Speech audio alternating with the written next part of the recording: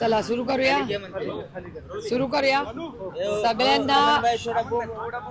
सगळ्यांना सुरुवातीलाच क्रिसमसच्या मनापासून खूप खूप शुभेच्छा. आता विचारा. प्रशांत जगताप यांनी राजीनामा दिलेला आहे. तुम्ही असं म्हणत होता की ते नाराज नाहीयेत, तुमच्या चर्चा सुरू आहेत, पण काल त्यांनी अखेर राजीनामा दिलेला आहे. तुमची काय प्रतिक्रिया यावर? त्यांना मनापासून शुभेच्छा और रोज नई सुबह होती. कशासाठी शुभेच्छा? म्हणजे जे काय सॉरी, तुम्ही खूप बैठका घेतल्या त्यांच्यासोबत. 2 दिवस बैठका ज्या आहेत त्या घेतल्या. दोनदा तुम्ही भेटलात, प्रशांत जगतापांसोबत चर्चा केली, पण त्यांनी शेवटी तुमचं ऐकलं. खूप जवळचे एक होते ते तुमचे, कारण प्रत्येक वेळेस तुम्ही रोज नई सुबह होती.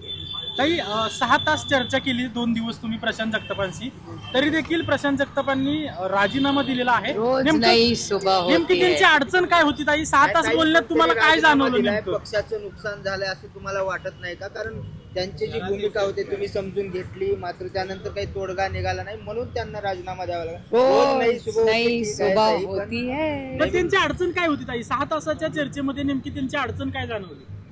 माझं पोट खूप मोठं आहे. दोन्ही राष्ट्रवादी एकत्र लढणार आहेत का? काल एक बैठक झालेली आहे, तुमच्या बैठका अनेक चाललेल्या आहेत. अजून माझ्याकडे फायनल काही प्रस्ताव आलेला नाही. ज्या मिनिटाला प्रस्ताव येईल मी तुम्हाला स्वतः बोलून घेईन आणि तुम्हाला सगळं सांगेन. नाही, पण तुमच्या पक्षाकडून 45 ते 40 आमच्या जागांची मागणी केलेली पक्षाकडून आहे. ही बातमी मी चॅनलवर पाहिली. माझ्याशी कोणी बोललेला नाही. मी प्रस्ताव चॅनलवर वगैरे काही पाहिलेली. आलेलं नाहीये का? हे सगळे अधिकार पक्षाने सगळे अधिकार हे विशाल तांबे, अंकुश अण्णा आणि वंदनाताई आणि स्थानिक सगळे आमचे जे सहकारी पदाधिकारी आहेत त्यांना दिलेले आहेत. त्याच्यामुळे ते सगळं फायनल करूनच प्रस्ताव माननीय शशिकांत शिंदे साहेबांना देतील. तुमच्याच चॅनलनी आदरणीय पवार साहेबांचं स्टेटमेंट 1 महिन्यापूर्वी दाखवलं होतं की आदरणीय पवार साहेबांनी सांगितलं आहे की प्रत्येक कॉर्पोरेशन, नगरपालिका, जिल्हा परिषद जे काही इलेक्शन असेल ते सगळे अधिकार स्थानिक नेत्यांना दिलेत. त्याच्यामुळे स्थानिक नेते जो निर्णय घेतील तो पक्षाला एकतर मान्य असेल आणि तो फायनल झाल्यावरच ते शशिकांत शिंदे साहेबांना ब्रीफ करतील. पवार साहेब संजय राऊतांवर नाराज आहेत का? कारण मुंबईमध्ये मुस्लिम ठिकाणी राष्ट्रवादीला जागा एकतर आदरणीय पवारसाहेब कॉर्पोरेशनच्या इलेक्शनमध्ये इन्व्हॉल्व नसतात.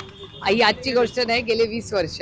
आदरणीय पवारसाहेब देशाच्या नेते आहेत. देशाच्या लोकसभा असेल, विधानसभा असेल, या सगळ्या किंवा मोठ्या देशाच्या पॉलिसीज असतात, त्याच्यात आदरणीय पवारसाहेब लक्ष घालतात.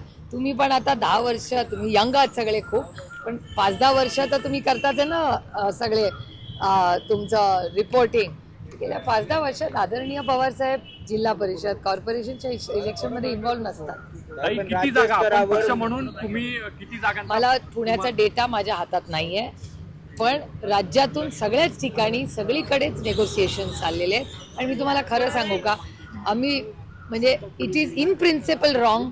मी तुम्हाला आणि मी सूत्राच्या रोलमध्ये कधीच जाणार नाही, कारण का मी माझं काम फार सिरियसली घेतो. ब्राह्मण समाजानं नाराजी व्यक्त केलेली आहे. त्यांनी असं म्हटलंय की मोठ्या संख्येनं आमचा पुण्यात मतदार आहे, मात्र उमेदवारांची संख्या फार कमी असते, सगळ्याच पक्षांकडून अन्याय होतो.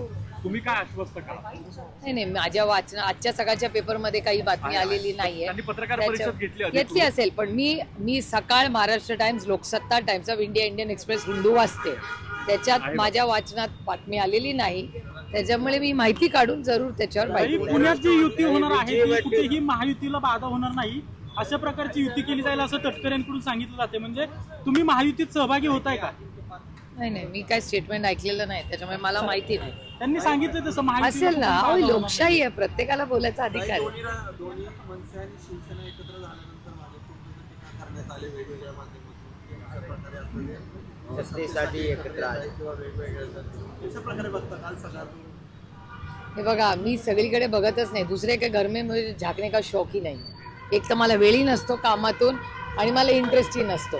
एखादे 2 चांगले पक्ष ज्यांचे कौटुंबिक संबंधी आहेत आणि अनेक वर्ष त्यांनी या राज्याची, देशाची सेवा केलेली आहे, असे 2 लोक येतच असतील तर त्यांना अर्थातच शुभेच्छाच दिल्या पाहिजे. आणि माझ्यासाठी ठाकरे कुटुंब एकत्र येणं ही माझ्यासाठी एक इमोशनली गोष्ट आहे. त्याच्यामुळे ते दोघं एकत्र आलेत ह्याचं मला इमोशनली, कारण का मी फक्त राजकारणी नाही आहे, माझ्यात अजून एक माणुसकी जिवंत आहे. तुमचा असा प्रयत्न आहे की काँग्रेसला पण सोबत घेतलं पाहिजे. अर्थातच नेहमीच राहील. पण वडेवरांचं असं म्हणणं आहे की पुण्यामध्ये आम्ही स्वतंत्र लढू म्हणून. ठीक आहे ना. आणि कसं मोहन आहे, जोशींनी तसा जो डेटा आहे तो वरिष्ठ पातळीला सांगितलाय. माझ्याकडून प्रयत्न मी करत राहणार ना.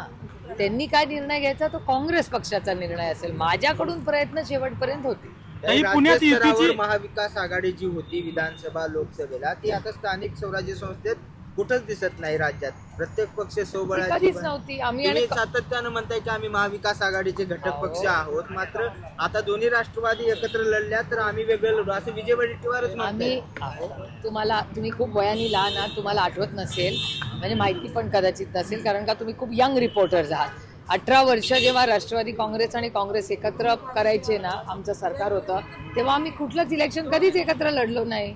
आम्ही नेहमीच, कारण का हे इलेक्शन कार्यकर्त्यांचं इलेक्शन आहे. तिथे जर सगळ्या आघाड्या जर अशा होत राहिल्या तर कार्यकर्त्याला तिकीट कधी मिळणार. म्हणून काँग्रेस आणि राष्ट्रवादी काँग्रेस पक्ष 18 वर्ष सत्तेत एकत्र होतं. आम्ही लोकल बॉडीचं एकही इलेक्शन एकत्र.